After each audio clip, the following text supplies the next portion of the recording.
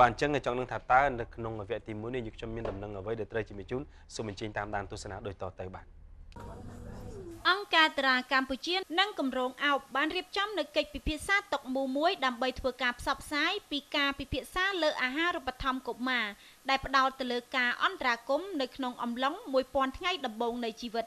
អង្គការតារាកម្ពុជានិងគម្រោងអោបរៀបចំកិច្ចពិភាក្សាតុមូលនេះឡើងនៅក្នុងគោលបំណងដើម្បីឆ្លុះបញ្ចាំងនិងរៀនសូត្រពីកិច្ចអន្តរាគមន៍នៅសហគមន៍នៅក្នុងគម្រោងគាំពៀសុខភាពបៀដាទារកនិងកុមារនៅតំបន់ដាច់ស្រយាលតាមរយៈការថែទាំសុខភាពនិងការចូលរួមពីសហគមន៍នៃគម្រោងអោបគម្រោងអោបនេះផងដែរគឺបានធ្វើសកម្មភាពរបស់ខ្លួនអស់រយៈពេល2ឆ្នាំមកហើយកិច្ចពិភាក្សានៅក្នុងកិច្ចពិភាក្សាតុមូលនៅថ្ងៃនេះគឺផ្ដោតសំខាន់ទៅលើភាពជោគជ័យមេរៀនជាបទពិសោធន៍និងដំណើរការរបស់គម្រោងដើម្បីធ្វើឲ្យប្រសើរឡើងនិងស្នើសុំជាវិធីសាស្ត្រដើម្បីពង្រីកអន្តរាគមន៍ផ្នែកអាហារូបត្ថម្ភប្រកបដោយប្រសិទ្ធភាព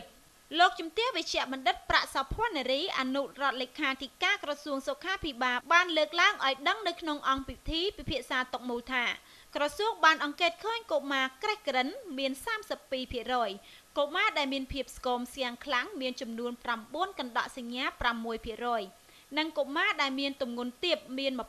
24%ជាមួយគ្នានេះដែរនៅប្រទេសកម្ពុជាគម្រោងអោបបានធ្វើការជាមួយនឹង